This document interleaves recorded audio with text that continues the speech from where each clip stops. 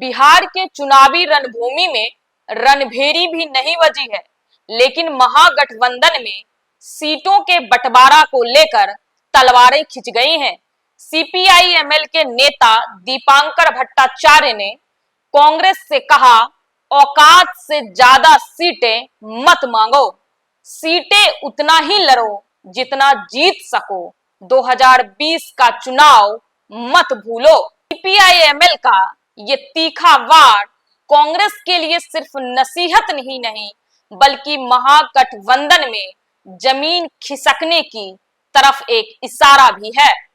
आज हम आपको इस रिपोर्ट में महागठबंधन में सीटों के बंटवारा को लेकर हो रहे घमासान की पूरी कहानी विस्तार से बताएंगे। उससे पहले नमस्कार, न्यूज फॉर नेशन देख रहे हैं आप और मैं आपके साथ कौशिकी वत्स। बिहार चुनाव को लेकर राष्ट्रीय जनतांत्रिक गठबंधन यानी कि एनडीए और महागठबंधन दोनों में सबसे बड़े दोनों दलों के बीच ही सीट बंटवारे पर बात नहीं बन पा रही है, इसलिए सहयोगी दल भी परेशान हैं।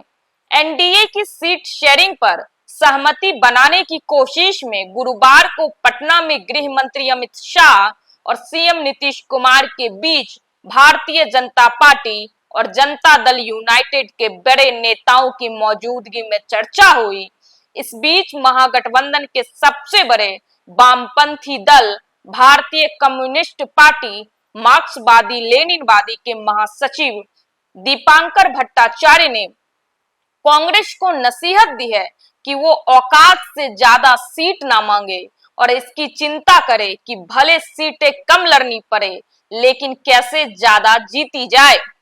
भाकपा माले के नेता दीपांकर भट्टाचार्य ने कांग्रेस द्वारा 2020 की तरह फिर 70 सीटों की मांग को लेकर चल रही चर्चाओं पर कहा, कुछ कांग्रेस नेताओं द्वारा लगभग 70 सीटों की मांग की खबरें मैंने देखी हैं, लेकिन पिछले बार जो 70 सीटों पर लड़े और जीत सिर्फ 19 ही पाए।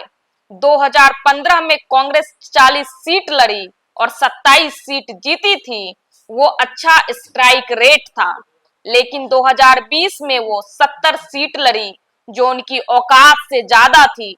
इसलिए मुझे लगता है कि इन सब के बीच संतुलन होना चाहिए। दीपांकर भट्टाचार्य ने कहा कि कम सीटें लड़कर बेहतर प्रदर्शन करना और ज्यादा सीटें जीतना विपक्षी गठबंधन के हित में है। उन्होंने कहा, शायद पिछली बार से कम सीटें लड़ना लेकिन ज्यादा सीटें जीतना, बेहतर प्रदर्शन करना कांग्रेस के हित में होगा और निश्चित रूप से इंडिया गठबंधन के फायदे में होगा। 2020 के चुनाव में मात्र 12 सीटों के अंतर से तेजस्वी यादव मुख्यमंत्री बनने से चूक गए थे। राजद के कई नेता इसके लिए कांग्रेस को जिम्मेदार मानते हैं, जो 70 सीटों पर लड़ी लेकिन सिर्फ 19 जीत कर आई। सीपीआई माले मात्र 19 सीट लड़ी और 12 सीट जीत गई। राजद ने 144 लड़कर 75 सीट निकाली थी। उस चुनाव में कांग्रेस का स्ट्राइक रेट 27% रहा, जबकि राजद का 52% रहा, सीपीआई माले का 63% और सीपीएम का 50% और सीपीआई का 33% रहा था। कांग्रेस के नेता 2020 में ज्यादा सीटें लड़कर भी बहुत कम जीतने का बचाव इस तर्क से करते हैं कि राजद ने उन्हें ज्यादातर वो सीटें दे दी जो निकालने के लिहाज से खराब थी और अच्छी सीटें खुद के पास रख ली।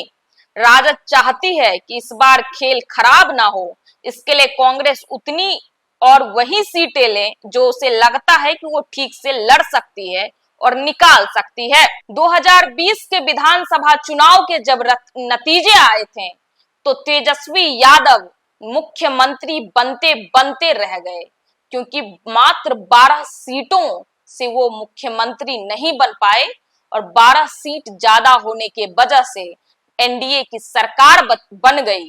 और महागठबंधन के नेता ये मानकर चल रहे हैं अभी तक कि पिछली बार 2020 के चुनाव में महागठबंधन की सरकार इसलिए नहीं बन पाई क्योंकि कांग्रेस 70 सीटों पर लड़ी और सिर्फ 19 सीटें ही जीत पाई कांग्रेस का स्ट्राइक रेट मात्र 27% रहा और इस बार यही कारण है कि सीपीआई-एमएल के नेता दीपांकर भट्टाचार्य कांग्रेस को नसीहत दे रहे हैं, कांग्रेस को ये समझा रहे हैं कि कांग्रेस औकात से ज्यादा सीटें मत मांगे, जितने सीटों पे वो चुनाव अच्छे से लड़कर जीत सकती है उतनी ही सीटों की मांग करे।